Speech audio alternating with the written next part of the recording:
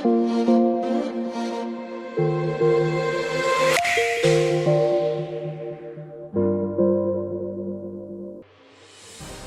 oke lur, di video kali ini ngelanjutin video yang sebelumnya tentang alur cerita One Piece Arc Wano yang part 2. Kali ini kita akan bahas dan ngelanjutin ke part 3 yang sekaligus merupakan penutup dari Arc Wano di cerita One Piece. Dan gak usah lama-lama, mari kita masuk ke alur cerita. Chapter 1054 dibuka dengan panel yang memperlihatkan wajah dari keempat Kaisar Laut yang baru. Dan di sini terlihat bahwa yang berubah menjadi putih hanya pada bagian alis, rambut, dan juga pakaian Luffy ketika ia menggunakan mode Gear 5 miliknya.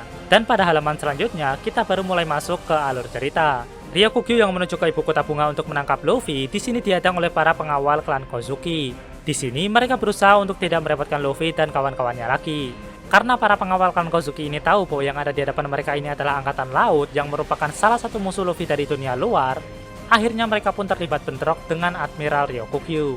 Ryokugyu atau Aramaki sendiri merupakan pengguna buah iblis tipe Logia, yaitu Morimori no Mi, yang mana ia bisa memanipulasi tumbuhan dan bahkan berubah menjadi monster tumbuhan raksasa. Pertarungan pun berlangsung dengan cukup sengit sambil melawan para samurai klan Kozuki. Di sini Ryokugyu pun terus mengoceh hingga pada akhirnya Yamato pun tiba dan berhasil melancarkan serangan telak kepada Ryokugyu. Bahkan Ryokugyu sendiri di sini mengakui bahwa haki milik Yamato memang kuat. Dan tak lama setelah itu Momonosuke pun juga tiba dengan wujud naganya. Di sini ia awalnya berniat untuk mengeluarkan semburan naga sama seperti Kaido, tapi tidak berhasil.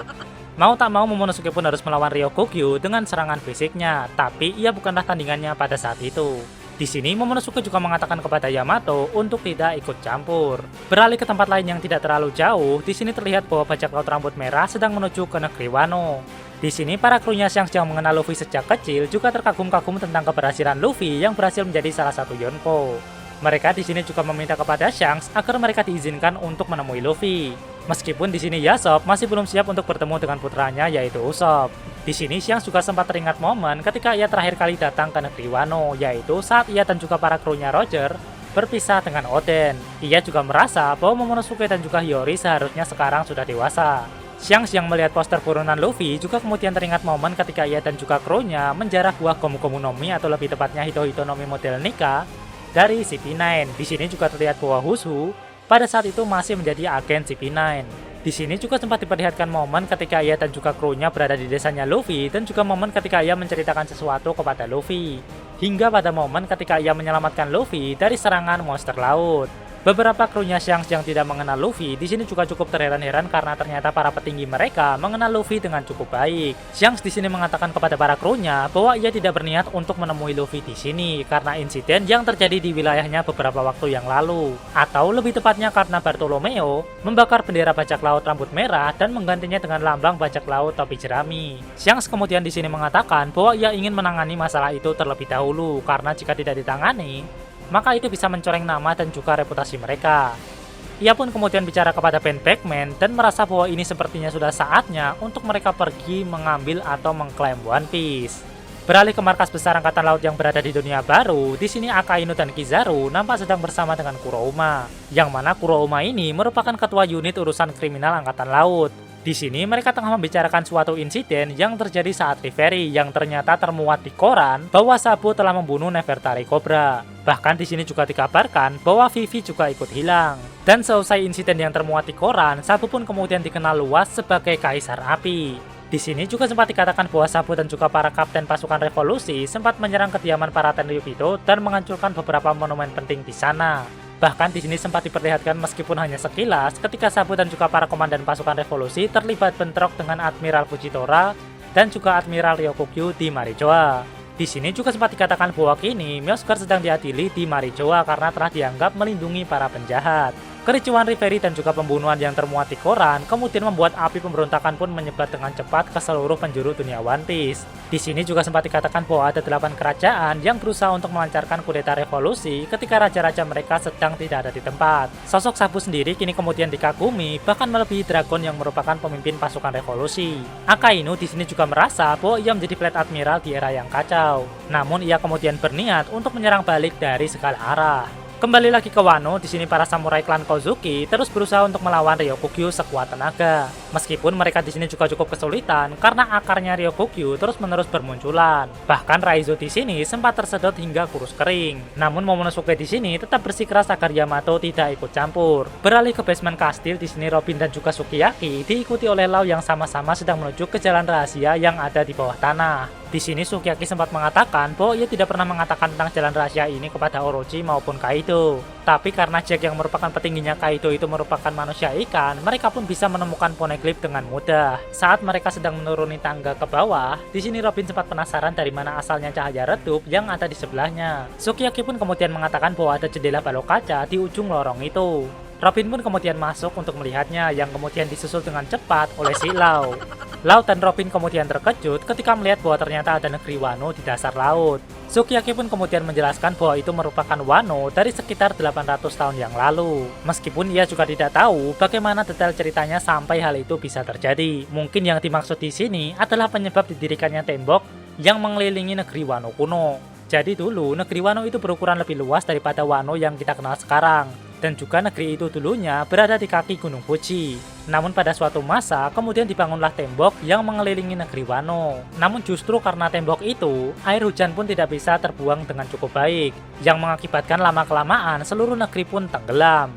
Para penduduk pun kemudian pindah dan membangun negeri yang baru di tempat yang lebih tinggi, yaitu di sekitar Gunung Fuji, yang kemudian menjadi negeri Wano yang kita kenal sekarang. Robin di sini juga kemudian menyadari bahwa air yang berada di sini adalah air tawar, karena itu bangunannya masih utuh meskipun sudah ratusan tahun. Dan juga karena itulah Jack bisa berenang dengan baik dan bisa menemukan lokasi dari Road Poneglyph dengan mudah. Tak lama setelah itu mereka pun kemudian sampai di lokasi Road Poneglyph yang ketiga. Dan kurang satu lagi, maka mereka bisa berlayar ke Laftel. Di sini Sukiyaki juga kemudian menjelaskan bahwa saat ini mereka berada di gua yang ada di dekat kaki Gunung Fuji. Dan jika mereka turun lebih dalam lagi, maka mereka bisa menemukan senjata kuno Pluton yang tersembunyi di Wano. Namun Sukiyaki sendiri belum pernah melihat wujud dari senjata itu hingga sekarang. Karena itu, ia tidak bisa menunjukkannya kepada Robin dan juga Lau. Untuk mengambil Pluton, mereka harus menghancurkan tembok yang mengelilingi negeri Wano. Yang berarti makna dari membuka negeri Wano seperti yang diinginkan oleh Oden, bermakna bahwa mereka akan kehilangan pertahanan terkuat mereka dan melepaskan salah satu senjata kuno yaitu Pluton. Robin pun di sini kemudian terkejut ketika mengetahui makna dari membuka negeri Wano. Ia pun kemudian di sini bertanya-tanya kenapa Oden menginginkan hal itu terjadi. Semua yang ia beritahukan kepada Robin dan Lau adalah pengetahuan yang ia ketahui dan juga ia warisi dari para shogun terdahulunya. Ia tidak bisa memberitahu mereka tentang sesuatu yang mungkin diketahui oleh Oden setelah ia menjelajah dunia luar dan mencapai pulau terakhir yaitu Laftel. Di ibu kota bunga terlihat Killer dan juga Beppo tengah menikmati festival yang diadakan. Sementara itu di tempatnya Ryokugyu, ia tengah melawan Momonosuke dan juga para abdinya. Di sini ia juga mengatakan jika Kaito masih tetap hidup dan berkuasa di negeri Wano, maka ia tidak akan datang ke negeri Wano. Sementara itu Yamato di sini terus membujuk Momonosuke untuk meminta pertolongan kepada Luffy dan juga kawan-kawannya karena ia yakin bahwa mereka pasti bisa mengalahkan Ryokugyu. Tapi Momonosuke di sini terus bersikeras agar mereka jangan sampai meminta pertolongan kepada Luffy dan kawan-kawannya lagi. Terlebih lagi setelah semua yang mereka lakukan untuk negeri Wano. Ia ingin berusaha meyakinkan mereka bahwa mereka bisa menangani musuh yang akan datang ke depannya meskipun Luffy dan kawan-kawannya telah meninggalkan negeri Wano.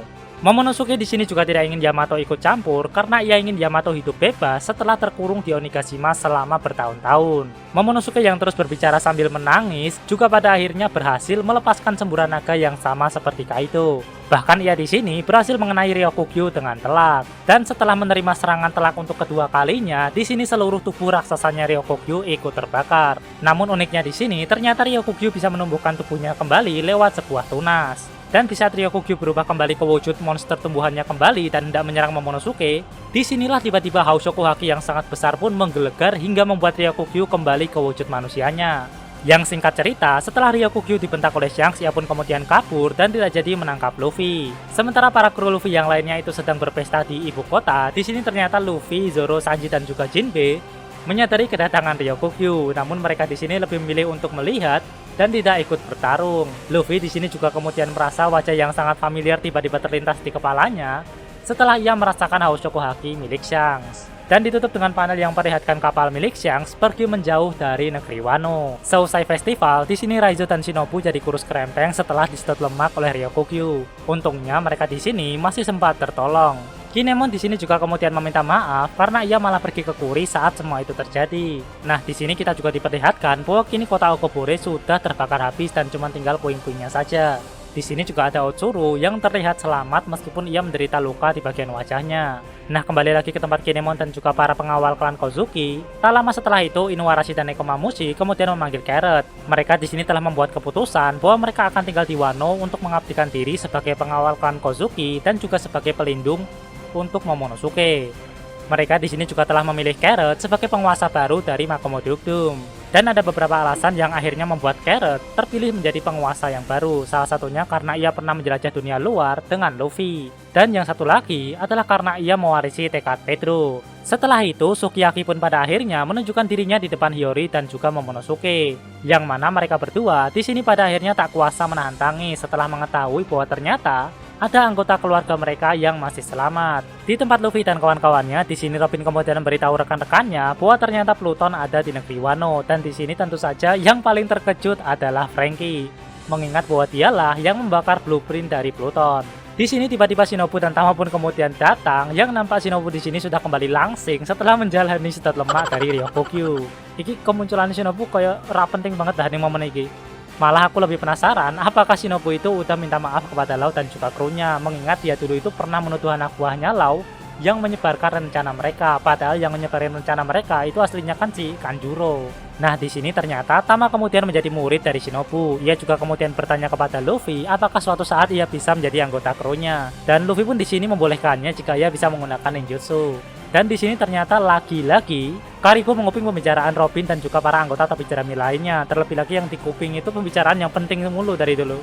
Ia di sini juga kemudian berpikir bahwa ada seseorang yang pasti akan senang ketika mendengar tentang hal ini. Beberapa hari setelah itu, Momonosuke yang saat itu sudah resmi menjadi shogun negeri Wano, kemudian mencari Zoro dan memintanya agar mengajarkan teknik berpedang. Namun ia tidak berhasil menemukannya ataupun salah satu anggota kru topi jerami. Ia pun kemudian bertanya kepada Hiyori yang saat itu sedang bermain samisen dengan Toko, kemana perginya Luffy dan kawan-kawannya. Di sini Hiyori kemudian mengatakan bahwa mereka sudah berpamitan sejak tadi pagi. Namun menariknya, di sini cuma Momonosuke dan juga Kinemon lah yang tidak dipamiti oleh Luffy dan kawan-kawannya. Sementara itu di pelabuhan Tokage, di sini Luffy, Kid dan Lau kemudian memutuskan untuk berangkat meninggalkan Wano di hari yang sama, yang mana di sini mereka kemudian sepakat untuk mengambil arah yang berbeda. Di sini awalnya Luffy dan Kid memilih tengah atau timur, sedangkan Lau memilih timur laut. Luffy di sini juga kemudian terpaksa memilih tenggara karena ia kalah undian dari si Kid. Kid di sini juga kemudian memberikan selembaran yang memuat tentang sebuah organisasi baru yang bernama Cross Guild dengan Mihawk dan juga Crocodile sebagai bawahan bagi. Lau di sini juga kemudian mengatakan jika ia memang bisa memimpin orang-orang seperti itu, maka ia pantas menjadi Yonko yang baru. Kid di sini juga mengatakan bahwa organisasi Cross Guild ini menerbitkan poster buronan untuk angkatan laut. Jadi sekarang bahkan para angkatan laut harus berhati-hati dengan para pemburu hadiah yang bisa memburu mereka setiap saat. Lau di sini juga kemudian memberikan Kid salinan rod poneglyph yang ada di Wano karena ia juga berhak mendapatkannya. Di sini Killer juga kemudian mengatakan bahwa ini mirip seperti apa yang mereka rampas dari salah satu komandan Big Mom dulu. Killer kemudian mengatakan jika mereka ingin unggul dalam perebutan One Piece, maka mereka harus serius tentang orang itu. Kid pun kemudian mengatakan bahwa orang itu adalah orang dengan luka bakar, meskipun mereka sendiri tidak punya petunjuk tentang dirinya, tentang orang yang dimaksud itu. Di sini nampaknya Luffy, Lau, dan Robin sempat tertarik dengan sosok yang dibicarakan oleh si Kid. Namun Kid di sini kemudian tertawa karena ia merasa kini bahwa mereka lebih unggul dibandingkan Luffy dan juga krunya. Dan di ibu kota bunga di sini juga kemudian nampak Yamato yang ada di atas kastil dan di sini bersiap untuk menyusul Luffy dan kawan-kawannya agar ia bisa hidup seperti Oden. Beralih ke ibu kota bunga, di sini guru sejarah yang muncul di chapter 1052 kemudian mulai menceritakan tentang kisah penyerangan di Onigashima kepada para warga Wano. Sementara itu di hutan dekat pelabuhan Tokage, di sini Momonosuke yang berubah ke wujud naga sedang dalam perjalanan menuju ke tempat Luffy bersama Yamato dan juga Kinemon. Di sini Yamato mengatakan bahwa ia tidak jadi berlayar bersama Luffy dan kawan-kawannya untuk saat ini. Ia memutuskan untuk berkeliling Wano terlebih dahulu sama seperti Oden. Baru setelah itu pada akhirnya ia pun akan pergi ke laut. Di sini Momonosuke dan Kinemon terlihat sangat jengkel kepada Luffy dan kawan-kawannya karena merasa tidak dihargai dengan mereka pergi tanpa berpamitan kepada mereka berdua yang notabene itu sudah paling lama tinggal di kapal mereka dibandingkan para samurai Oden yang lain. Dan sesampainya di pelabuhan Tokage, di sini Momonosuke dan Yamato langsung menangkap Luffy. Awalnya Momo di sini memasang wajah serius, namun beberapa saat kemudian ia kemudian menangis dan meminta agar Luffy dan kawan-kawannya untuk tidak meninggalkan Wano. Di sini beberapa krunya Luffy bahkan ada yang sampai terharu seperti Nami, Franky, dan juga Chopper. Yang tak lama setelah itu, Luffy pun kemudian meminta sesuatu kepada Usopp yang telah ia persiapkan untuk Momonosuke. Karena alasan itulah ia sengaja menunggunya di pelabuhan ini. Luffy di sini juga mengatakan kepada Momonosuke bahwa ia sudah menganggap Momonosuke seperti adiknya sendiri. Yang tentu ini mengingatkan kita pada kata-kata Shirohige yang ia sampaikan kepada Oden setelah ia menjemputnya pasca menyelamatkan Toki. Yang pada waktu itu, Shirohige juga memanggil Oden sebagai adiknya.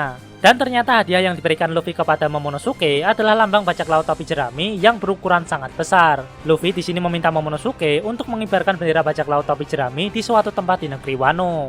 Ia juga kemudian berpesan jika suatu saat ada orang yang ingin mencari masalah dengan mereka, ia meminta Momonosuke untuk menunjukkan bendera itu kepada mereka dan mengatakan kepada mereka bahwa mencari masalah dengan kawan mereka sama dengan mencari masalah kepada Luffy dan kawan-kawannya. Luffy di sini juga mengatakan kepada Momonosuke, Kinemon dan juga Yamato bahwa ia akan datang menjemput mereka kapanpun mereka ingin menjadi bajak laut. Yang tak lama setelah itu, Luffy dan kawan-kawannya pun kemudian berangkat meninggalkan negeri Wano dan meminta Yamato untuk membantu mereka di sini.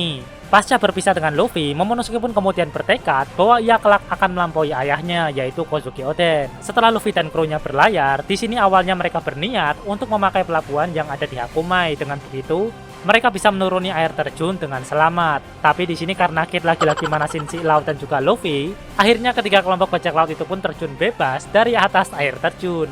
Yang mana di ibu kota bunga, momen ini juga bersamaan dengan akhir dari kisah hebat yang disampaikan oleh sang guru sejarah yang juga merupakan narator dari kisah kebangkitan klan Kozuki serta penaklukan dua Yonko oleh Luffy, Kid, dan Law. Yang uniknya, di sini mereka menyebut Big Mom sebagai yokai oiran raksasa. Tak lama setelah itu, nampak Momonosuke, Kinemon, dan Yamato telah kembali ke ibu kota bunga. Sambil Momonosuke di sini terus berpikir di mana tempat yang paling cocok untuk memasang bendera bajak laut topi jerami pemberian Luffy di negeri Wano. Dan dengan dipasangnya bendera bajak laut topi jerami di negeri Wano, menandakan bahwa kini Wano masuk ke dalam wilayah kekuasaan Luffy. Bahkan Luffy di sini bukan hanya mengajak Yamato, namun ia juga mengajak Kinemon dan Momonosuke untuk masuk ke dalam krunya. Dan dengan ini arc Wano pun berakhir di chapter 1057. Dan mulai di chapter 1058 sebenarnya itu udah masuk ke arc baru, tapi karena di chapter 1058 itu kita diperlihatkan bounty terbaru dari para anggota kru topi jerami, plus di chapter 1059 dan 1060-nya itu ada beberapa hal menarik yang masih berkaitan dengan beberapa chapter yang lalu, maka mungkin gak ada salahnya kalau kita masukin sekalian ke video ini. Nah, kita mulai dari chapter 1058. Setelah berhasil lolos dari air terjun, di sini Luffy dihukum oleh Nami karena ia malah membahayakan seluruh krunya. Di sini juga kemudian diperlihatkan bounty terbaru dari para anggota kru topi jerami. Mulai dari Chopper yang kini harga buronannya naik menjadi 1000 berry. Kemudian ada Nami yang naik dari 66 juta berry menjadi 366 juta berry. Dilanjutkan dengan Brook yang naik dari 83 juta berry menjadi 383 juta berry.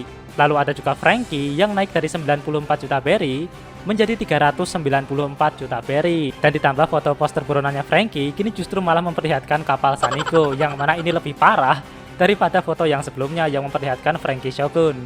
Dan terakhir ada Usopp yang naik dari 200 juta berry menjadi 500 juta berry. Jadi nilai buronannya si Usopp ini sama seperti harga buronan untuk kepalanya Usopp yang diberikan oleh Doflamingo ketika di arc Dressrosa. Jadi untuk Nami, Brook, Franky, dan juga Usopp, masing-masing dari mereka mendapatkan kenaikan harga buronan sebesar 300 juta berry. Dilanjutkan dengan Robin yang kini harga buronannya naik dari 130 juta berry menjadi 930 juta berry. Dan kemudian diteruskan dengan Sanji, Jinbe, dan juga Zoro yang kini masing-masing dari mereka telah tembus di atas 1 miliar berry.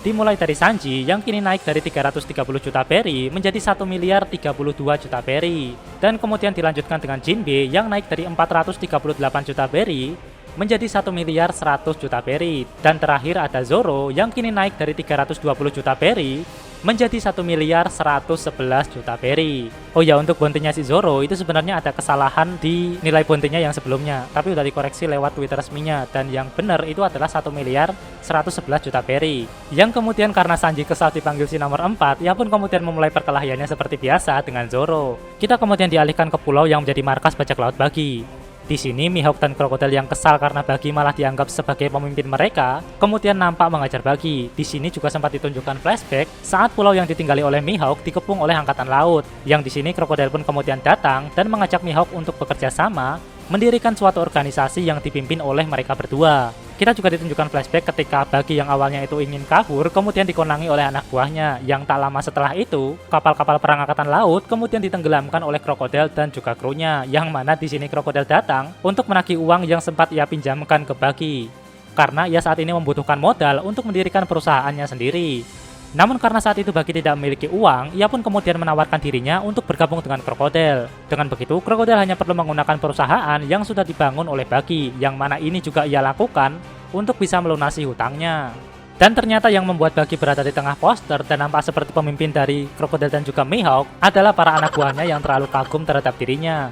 Bahkan di sini dikatakan bahwa organisasi Cross Guild yang mereka dirikan sudah mendapatkan suntikan dana dari beberapa organisasi gelap. Di sini juga sempat diperlihatkan bounty dari para mantan Shichibukai, mulai dari Krokodil yang kini memiliki nilai bounty 1.965 juta peri. Dilanjutkan dengan Mihawk yang memiliki nilai bounty 3.590 juta peri. Dan terakhir yaitu Buggy yang kini memiliki nilai bounty 3.189 juta peri. Kembali lagi ke tempat Buggy, di sini Mihawk kemudian mengatakan bahwa bukan ide yang buruk untuk membiarkan Buggy menjadi pemimpin mereka. Lagi pula Mihawk tidak tertarik dengan gelar Yonko dan hanya ingin hidup damai. Di sini ia juga mengatakan bahwa mereka bisa membuangnya kapanpun diperlukan. Beralih ke kerajaan Kamabaka, di sini kita diperlihatkan para kapten pasukan revolusi yang berhasil selamat setelah bertarung dengan dua admiral di Marijoa. Namun ternyata mereka di sini terpisah dengan Sabu, dan insiden yang menyangkut tentang Raja Cobra dan juga Sabu terjadi setelah mereka terpisah. Dragon di sini juga nampak marah dan ia juga mengatakan bahwa ia tidak akan memaafkan Sabu jika ia benar-benar membunuh Raja Cobra. Meskipun ia juga bersyukur karena Sabu berhasil selamat. Di sini juga nampak Kuma kini telah kembali ke pihak pasukan revolusi meskipun ia masih bicara seperti layaknya budak. Tak lama setelah itu nampak seseorang menghubungi pasukan revolusi dan mengatakan bahwa dirinya adalah Sabu, yang mana percakapan ini juga disadap oleh angkatan laut.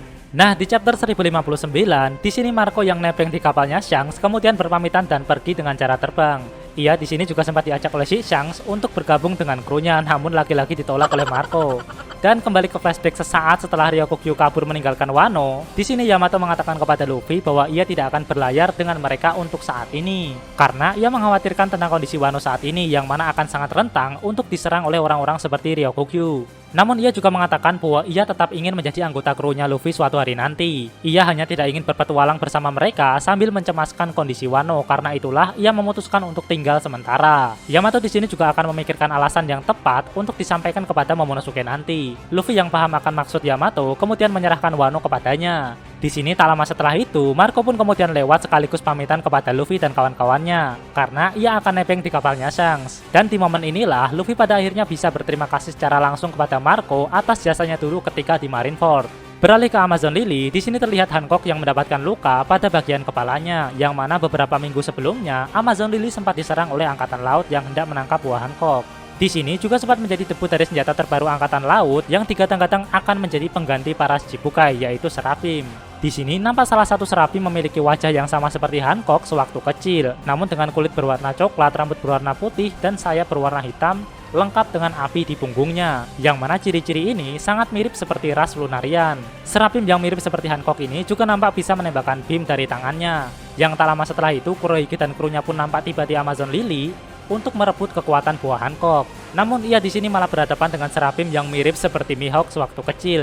Bahkan pedang yang digunakan oleh Serafimnya si Mihawk ini juga sangat mirip seperti pedang yang digunakan oleh Mihawk yang asli. Tak hanya itu, kemampuan berpedangnya juga tidak kalah hebat. Bahkan ia di sini bisa membelah gunung yang ada di Amazon Lily dengan sekali tebas. Meskipun awalnya sempat kesulitan, Kurohige pun akhirnya berhasil membalikan keadaan. Sementara itu baik angkatan laut maupun krunya Kurohige kebanyakan telah diubah menjadi patung batu oleh buah Hancock. Namun tak lama setelah itu, Kurohige pun pada akhirnya berhasil menangkap buah Hancock dan ia di sini mencekiknya sambil menggunakan kekuatan Yami Yami no Mi miliknya, yang otomatis Hancock pun tidak bisa menggunakan kekuatan buah iblisnya. Di sini kita juga diperlihatkan bounty terbaru dari Hancock setelah sistem Shichibukai dibubarkan, yaitu ia memiliki nilai bounty 1.659 juta peri. Di sini saat Kurohige berniat untuk membunuh Hancock, Rayleigh pun kemudian tiba dan langsung mengerahkan haki miliknya, yang mana pada akhirnya ia pun berhasil mengusir baik angkatan laut maupun Kurohige beserta krunya. Meskipun setelah semuanya menjadi aman, ia sendiri mengatakan bahwa mungkin ia tidak akan bisa menang jika bertarung 1 lawan 1 melawan Kurohige yang sekarang, mengingat usianya yang sekarang semakin tua. Di sini juga diketahui bahwa ternyata Shaki merupakan mantan ratu Amazon Lily sekaligus mantan kapten bajak laut Kuja, yaitu Shakuyaku. Dan diakhiri dengan berita yang mengatakan bahwa kini Koby telah diculik oleh Yonko Kurohige. Di kapal Luffy, kini Luffy telah mengetahui tentang berita pembunuhan yang dilakukan oleh Sabo. Meski Luffy dan Robin di sini tidak percaya akan berita yang termuat di koran. Bahkan Luffy di sini sempat berniat untuk pergi ke Marijoa meskipun Zoro menentangnya pada saat itu. Robin di sini juga mengatakan bahwa di koran juga termuat berita tentang orang yang berhubungan dengan Luffy, meskipun belum dijelaskan secara detail siapakah orang yang dimaksud itu. Ya kemungkinan sih si Bartolomeo, terlebih lagi setelah serangan yang dia lakukan di salah satu negara yang merupakan wilayahnya si Shanks. Di sini Luffy juga sempat mengatakan bahwa impian Sabo adalah membebaskan orang-orang yang tentu itu sangat berlawanan dengan yang tertulis di berita. Dan di momen ini pula, Luffy secara tidak sengaja mengatakan impiannya di depan seluruh krunya untuk pertama kalinya. Atau lebih tepatnya tujuan utama dibalik impiannya setelah menjadi Raja Bajak Laut. Di sini seluruh krunya Luffy menunjukkan ekspresi yang berbeda-beda, ada yang keheranan, bahkan ada yang sampai tertawa. Luffy di sini juga sempat menceritakan bahwa yang mengetahui selain para krunya hanyalah Ace, Sabo, dan Shanks. Bahkan Luffy di sini sempat menceritakan kalau Shanks sampai menangis ketika ia mendengar ucapan Luffy yang kemungkinan besar itu karena impian yang diimpikan oleh Luffy sama persis dengan impian sang mantan kaptennya yaitu Goldie Roger. Yang mana ini dikonfirmasi pada chapter 1000 ketika Yamato mengetahui tentang impian Luffy yang dikatakan oleh Ace. Sementara itu di markas besar angkatan laut yaitu di New Marineford, di sini mereka telah berhasil menyadap suatu transmisi yang diduga kuat bahwa itu adalah Sabo. Yang mana transmisi ini berasal dari kerajaan Lulusia. Kerajaan Lulusia sendiri saat itu merupakan salah satu dari 8 kerajaan yang telah terjadi kudeta revolusi di negerinya. Yang mana pada saat itu Raja dan Putri Lulusia tengah ditahan oleh rakyatnya sendiri. Yang di sini sebenarnya mereka hanya meminta sang raja untuk mengakui perbuatannya. Nah, kita beralih sebentar ke Marijoa. Begitu Sabo ditemukan, berita itu pun langsung disampaikan kepada para Kurose, yang juga secara langsung diketahui oleh Im atau Imu. Di saat yang sama, Sabo yang berhasil menghubungi pasukan revolusi yang berada di Kamabaka, di sini langsung mengatakan pada Dragon bahwa ia bukanlah orang yang telah membunuh Raja Cobra. Sabo di sini juga memberitahukan sesuatu yang sangat penting kepada para member pasukan revolusi. Yang secara tidak sengaja, Sabo melihat ada seseorang yang menduduki tahta kosong yang seharusnya tidak boleh diduduki oleh siapapun.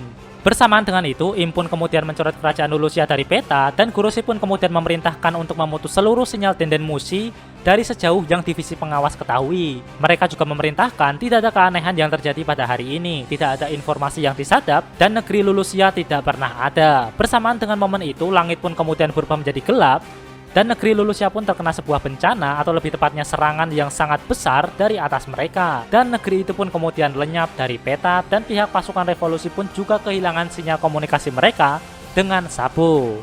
Beberapa hari kemudian di kapal Saniko, Luffy dan krunya pun kemudian telah memasuki sebuah perairan yang dipenuhi badai dan salju serta angin yang sangat kuat. Disinilah kapal Luffy secara tidak sengaja melihat semacam pusaran arus raksasa di depan mereka.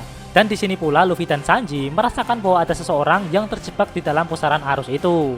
Zoro pun dengan cepat berhasil memotong pusaran arus tersebut dengan pedangnya sendiri. Yang tak lama setelah itu Chopper pun kemudian keluar sambil memakai topi Amikasa, yang malah karena itulah ia pun kemudian tertiup angin yang terlalu kencang. Dan di sini ketika Luffy berusaha untuk menangkap Chopper, ia malah ikut tertiup bersamaan dengannya. Yang mana tak lama setelah itu muncullah Jewelry Bony yang berwujud anak-anak dari dalam pusaran arus yang berhasil Zoro potong. Yang mana ia kini memiliki harga bounty 320 juta peri. Nah, itu tadi alur cerita dari One Piece Arc Wano yang part 3. Kalau misal ada yang kurang atau ada yang keliru, silahkan tambahkan aja di kolom komentar. Dan setelah dengerin alur ceritanya, mungkin bukan cuma aku yang berpikir kalau mungkin saja Im atau Imu menggunakan kekuatan yang sama untuk menghilangkan Pulau God Valley dari peta seperti yang terjadi di kerajaan Lulusia. Dan oke, itu dulu untuk video kali ini dan sampai jumpa.